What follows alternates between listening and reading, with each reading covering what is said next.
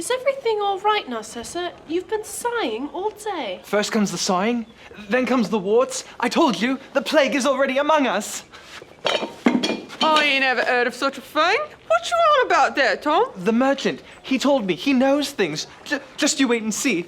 Sighing, warts, the fever, the flatulence, the itch, and death. Ah, that's nonsense. It's more likely she's got a new tear in her dress. My dress is more tears than dress at this point. I've run out of thread, so I've had to start sewing it with hay. Is there something wrong with your dress, dear sister? You can borrow mine if you want. Oh, that's not it. But thanks for offering. If that's not it, what is it? Well, I was just thinking about the prince. I was thinking about boys and dresses and getting married. Oh, sweet sister, remember the prince is dead. He's not available to be married. I don't think he really died. It just went to a different part of the cube.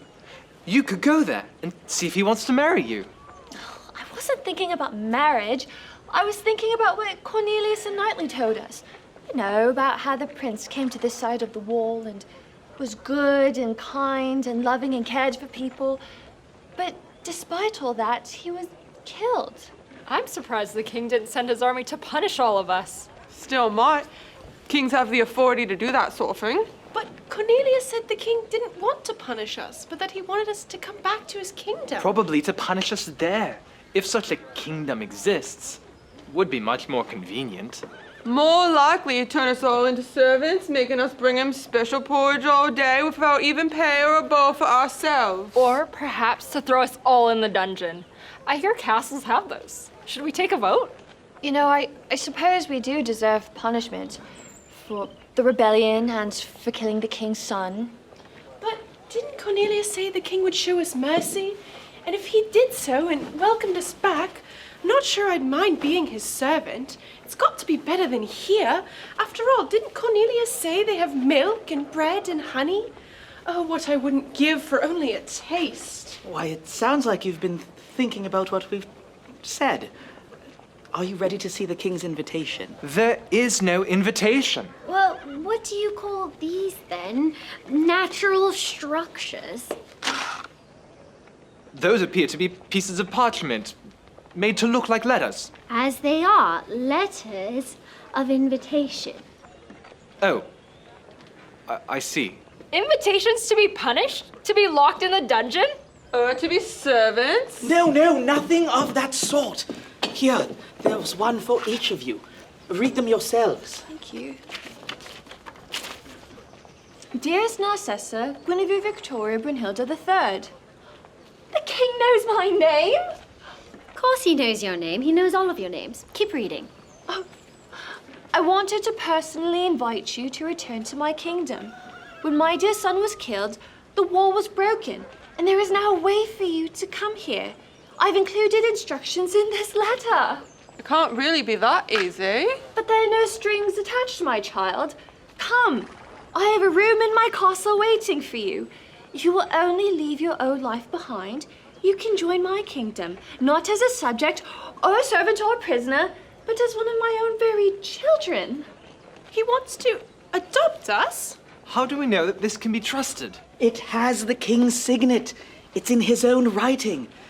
Knightley and I have gotten to know the king, and we know this to be true. But if we hurt his messengers and his son rebelled against him and wanted nothing to do with him, why does he want us back? And not only back, but to be part of his family? He wants us to be princes and princesses in his castle?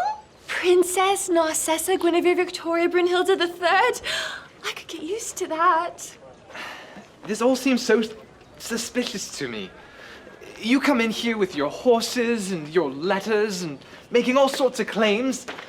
There is no wall, there is no king, and there is no circular earth. It's too good to be true. Would the king really take us all back? By my honor, I, Knightly Knight of the Northwestern Realm, do solemnly swear that my quest is most good, noble, and true. The invitation is open to all of you. You don't need to try to climb up the wall or run around it or smash through it. I tried that. It really didn't work. All you have to do is accept the invitation. It isn't a competition or some great feat. It's simply saying yes.